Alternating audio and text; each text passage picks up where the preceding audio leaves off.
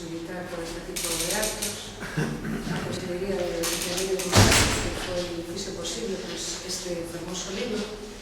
E eu, como autora, agradecerle personalmente a Anxa Cabada, un fotógrafo, que tivese, non sei, para min foi unha sorte que me convidase a participar neste libro. Eu xa participei con él noutro libro que se chama Maregrafías, precioso tamén, que era sobre o tema do mar, unha relación da xente co mar.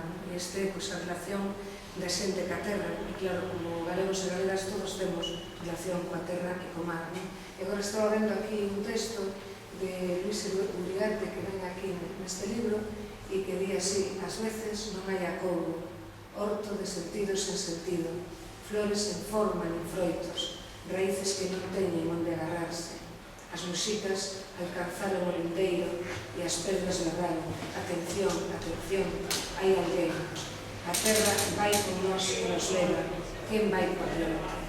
E é certo, porque se hai algo, como xa dixo a concelleira, que se pode ver nesta exposición e nestas fotografías, é a nosa relación e como estas fotografías nos falan de algo que nos envolve e que estamos todos os nosos días, o sea, todos os días pasamos por diante de árboles, por diante de vacas, por diante de persoas que fixeron ou fan ou tiveron nas súas mans cestos, pasamos por diante de persoas que collen polos para matalos todos alguna vez. Bueno, non sei se vos tivestes a sorte, pero eu sí, vivín esa experiencia de ter que agarrarlle a miña nai as patas cando mataba as galiñas, e cando éramos pequenos todos pelexábamos por agarrarlle as patas. Depois, cando tivemos máis uso de razón, todos fixíamos e ninguén quería agarrar as patas da galiña. O meu pai tivo que coller un cono deses das estradas, cortarme un pouco, entón miña nai metese a cabeza da galiña por ali e mata así. O sea, que un pouco tamén ás veces, pois, todas estas cousas están aquí, nestas fotografías, e sobre todo están, pois, para min, como algo moi especial e moi querido, pois, todo relacionado co leite, que é algo que, bueno, que nos alimenta desde sempre, a todos e a todas. Entón, primeiro, vou ler aquí algún anaquiño de textos. Por exemplo, hai un texto de Silvia García que di aquí un anaco: hai certo vínculo coa terra que pode rememorarse dende a experiencia da horta, irse a echar as patacas á beira da fonte.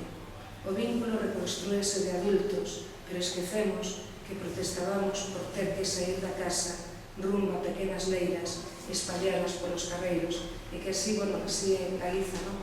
Pequenas leiras espalladas polos carreiros. E o mellor iso que nos toca ser neste mundo, os galegos e as galegas andar espallados polo mundo, espallar o granito polo mundo e ter as leiras tamén espalladas polo mundo.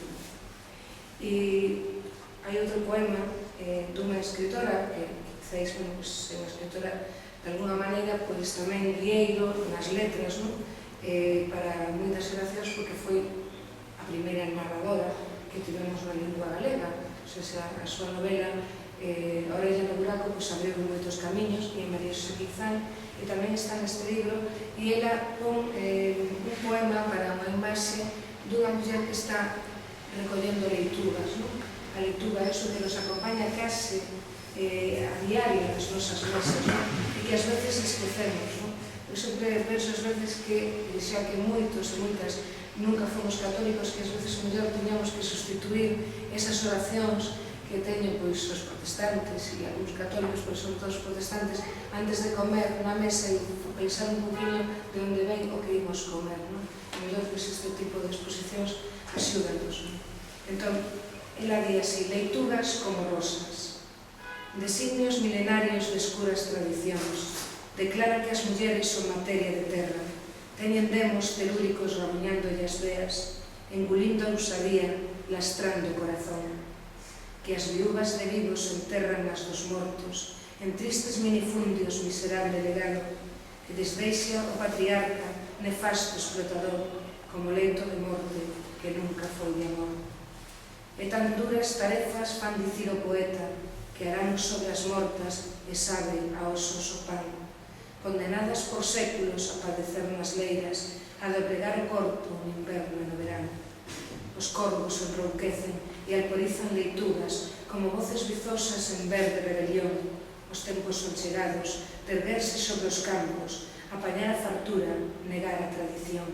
A terra non é o sino, é un traballo máis. Non pertences a ela, esa dona do chan. Sen avaricia a terra, supón a liberdade. Racha, afasta raíces, érguete con coraxe.